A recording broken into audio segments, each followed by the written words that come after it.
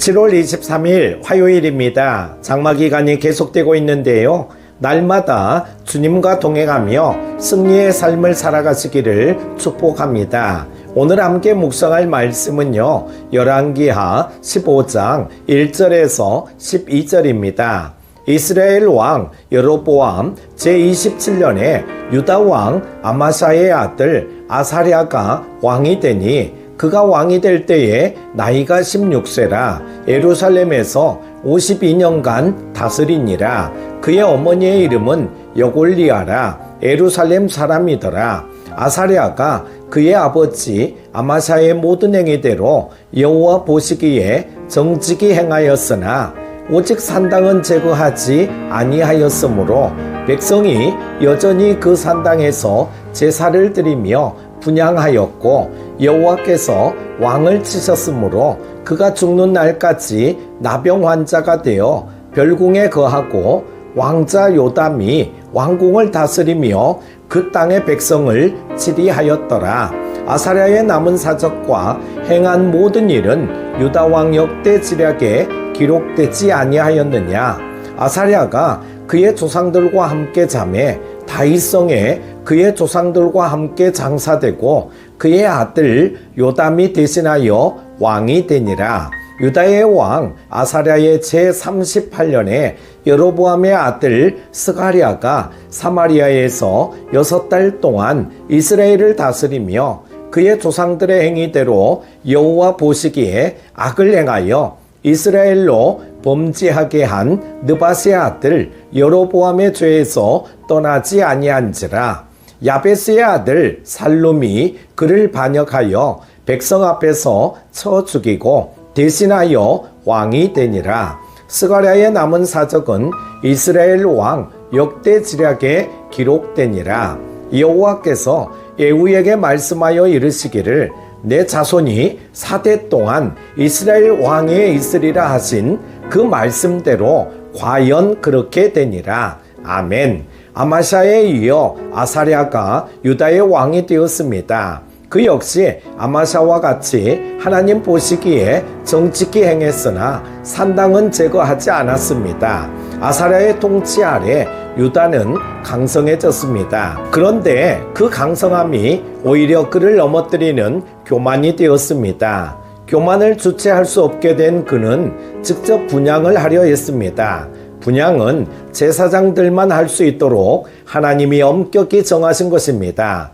교만에 빠지면 하나님의 말씀을 경시하게 되고 말씀을 경시하면 바람에 날리는 겨와 같은 인생이 됩니다. 하나님은 교만에 빠져 계명을 무시하고 직접 분향하려 한 아사랴를 치셨고 그는 나병 환자가 되었습니다.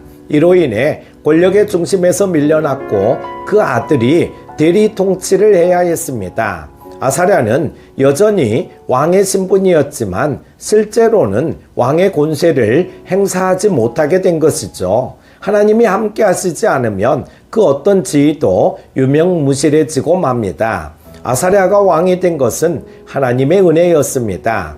아버지 아마사가 반역으로 죽임을 당했는데도 그가 왕이 되었기 때문입니다. 왕이 된 그는 승승장구했습니다. 그의 승리와 영광은 하나님이 당신의 백성을 위해 베푸신 은혜였습니다. 그런데 그는 그 승리가 자기 것이라고 믿고 하나님께 돌려야 할 영광을 가로챘습니다. 그는 교만했고 하나님을 잊었습니다. 백성이 산당에서 분향하는 동안 그는 자신을 우상으로 섬기고 있었습니다.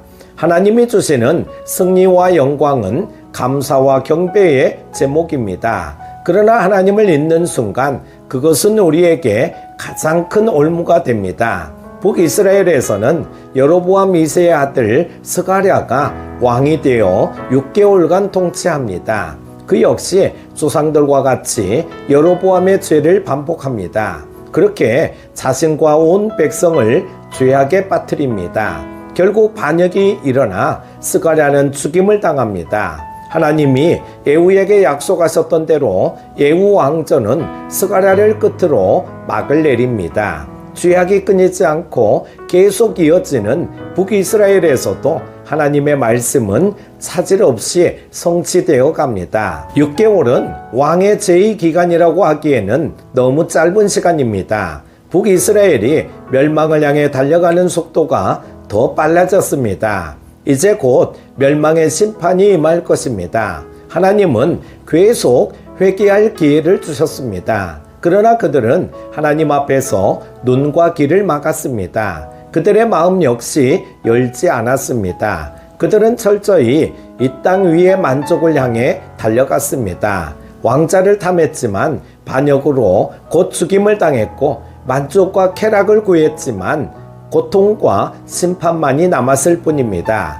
하나님을 떠났기 때문입니다. 사랑하는 큐티 가족 여러분, 우리 시대 역시 왕과 백성이 함께 여호와 앞에서 악을 행했던 이스라엘과 같습니다. 그 속에서 우리는 하나님의 음성에 귀 기울이고 그분의 뜻을 분별하는 지혜가 필요합니다. 하나님 앞에서 사는 인생이 참으로 복된 인생입니다. 오늘도 그런 하루 되실 수 있기를 축복합니다. 기도합니다. 사랑이 많으신 하나님 아버지, 말씀과 기도로 우리가 더욱 주님을 닮아 성숙한 신앙의 모습으로 선한 영향력을 끼치며 살아갈 수 있도록 도와주시옵소서.